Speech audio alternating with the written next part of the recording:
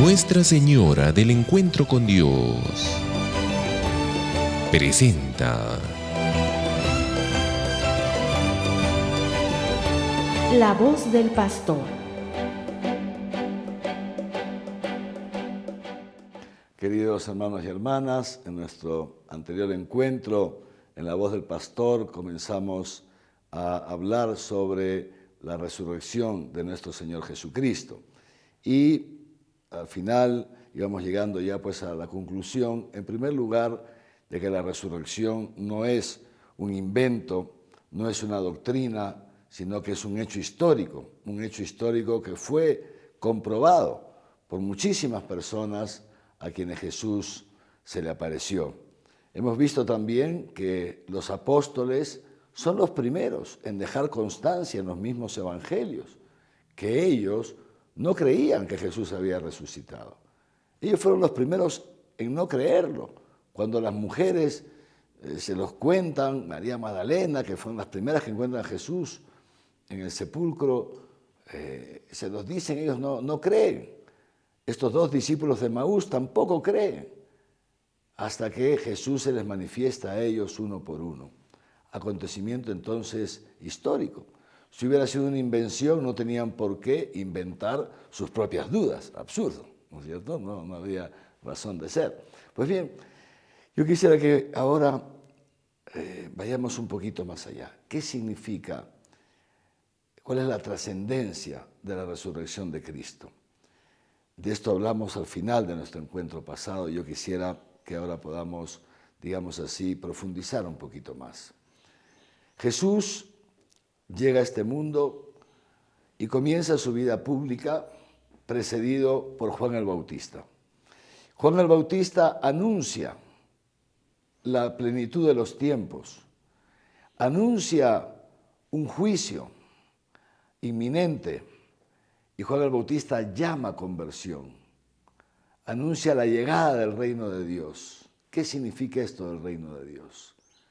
Que Dios ya entraba en una etapa, iba a llevar a la humanidad a una etapa definitiva, una etapa en la que Él reinaría como quiso ser el rey de Israel, e Israel no lo dejó.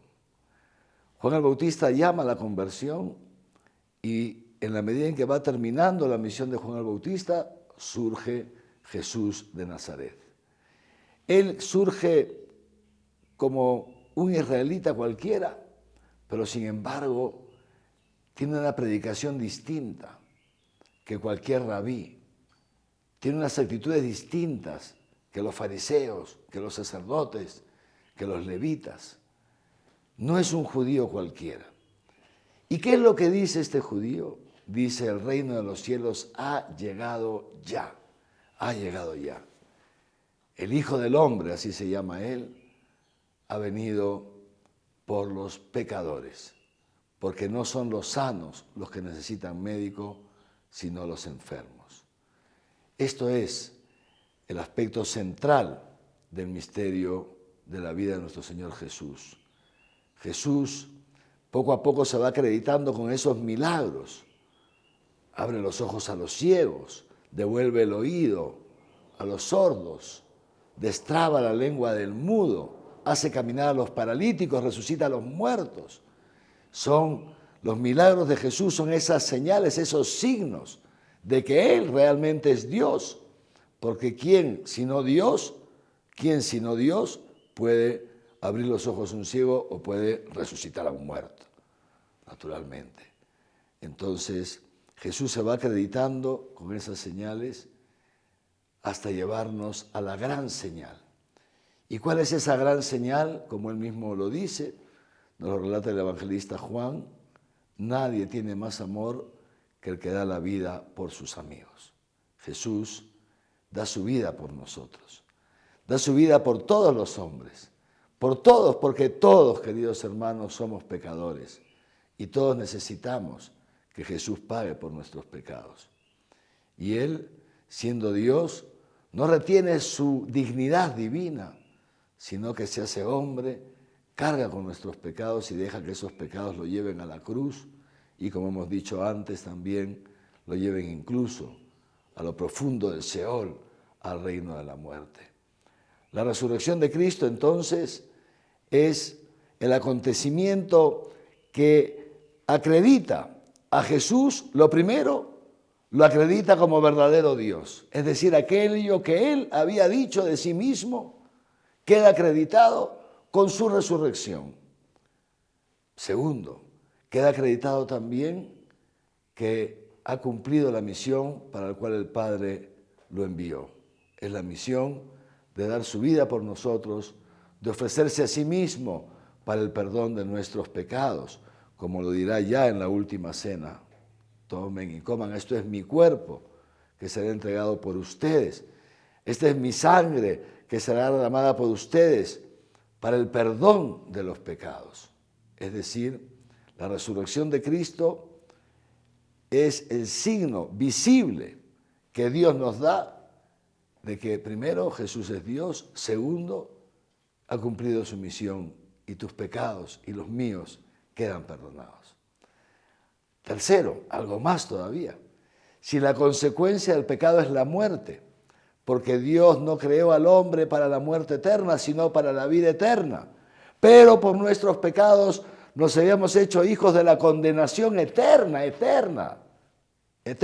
pensemos lo que eso significa. Entonces, si las consecuencias de nuestros pecados son el infierno eterno para ti y para mí, y si Jesús ha pagado por mis pecados y por los tuyos, significa que esa condenación también ha quedado cancelada. He aquí la tercera consecuencia de la resurrección de nuestro Señor Jesucristo. La cantamos en la noche de la vigilia pascual.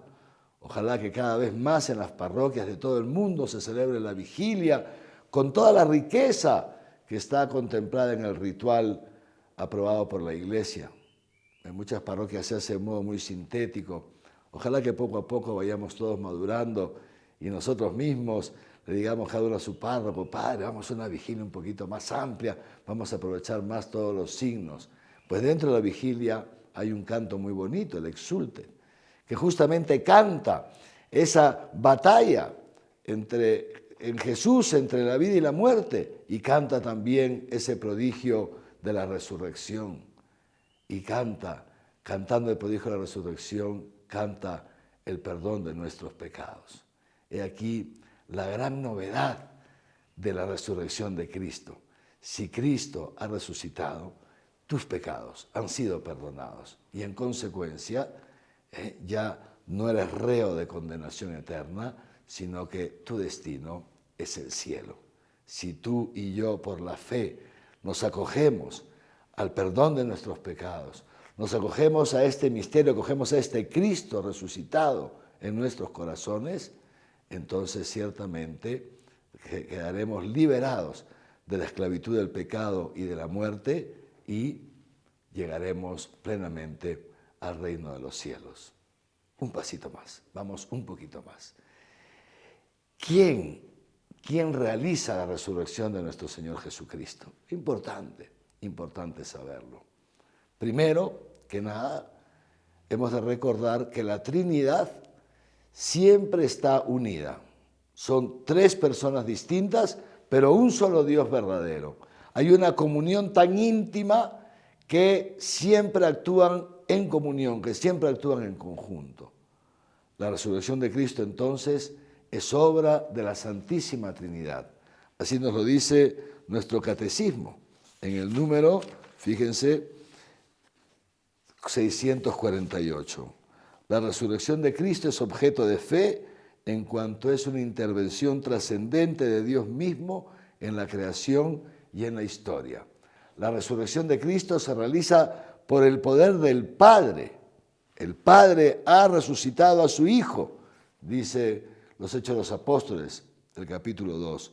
Pero al mismo tiempo, el Padre resucita a su Hijo, lo resucita con el poder del Espíritu Santo, el propio poder del Padre y el poder del Espíritu Santo. San Pablo insiste mucho en esto, por ejemplo, en la carta a los Romanos, Filipenses, etc. Es por la acción del Espíritu Santo que la humanidad de Cristo ha sido vivificada. Entonces, Interviene el Padre, interviene el Espíritu Santo, pero también interviene el Hijo, también la segunda persona de la Trinidad. El mismo Jesús interviene en su resurrección. ¿Por qué? Porque fíjense ustedes, no nos olvidemos que el Jesús de Nazaret es una persona, no hay dos personas en Jesús de Nazaret, solamente una.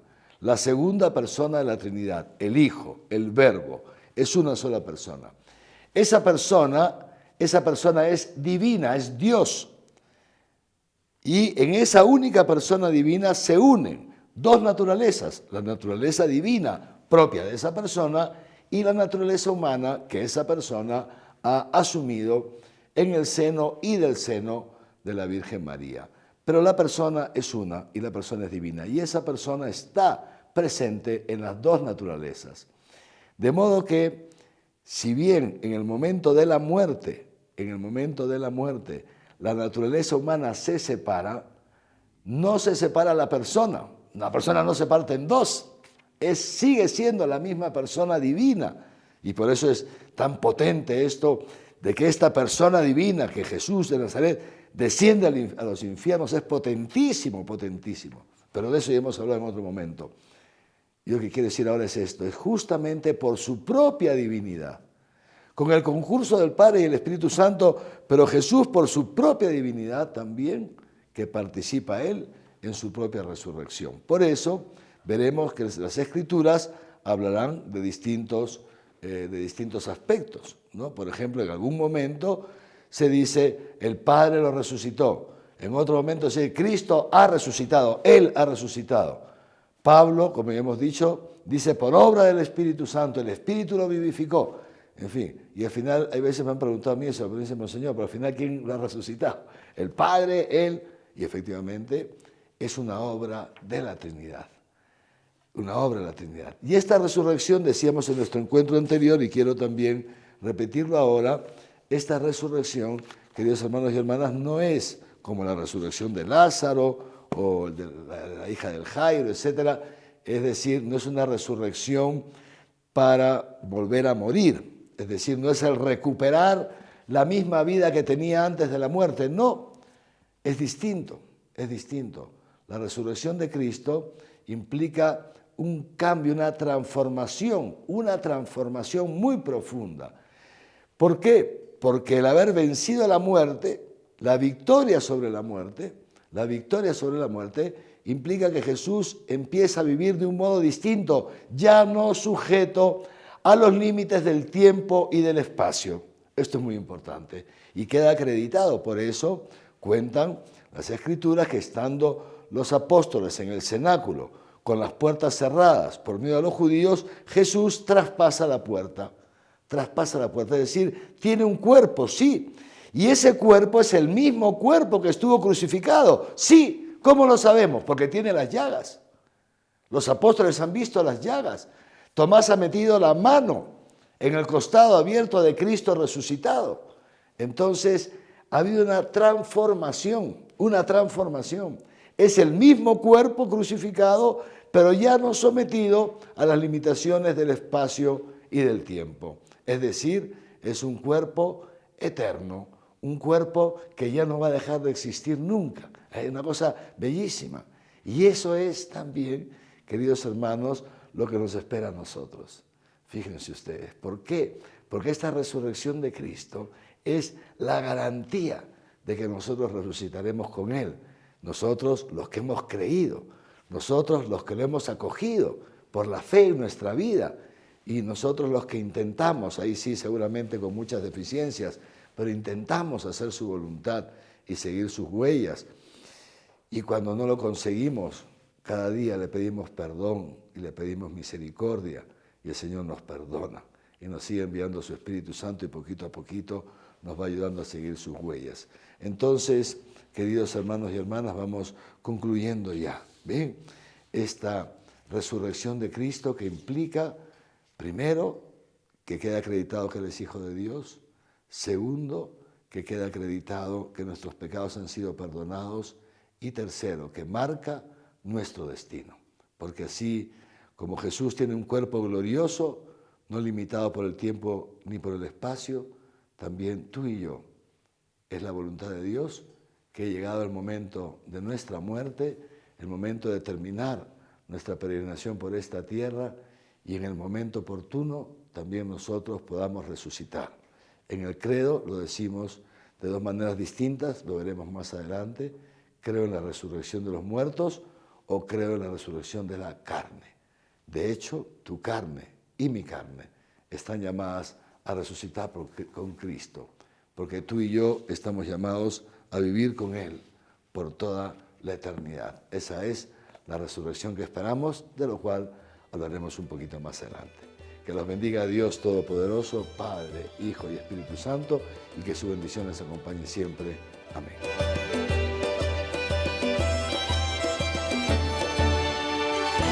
Nuestra Señora del Encuentro con Dios presentó La voz del pastor.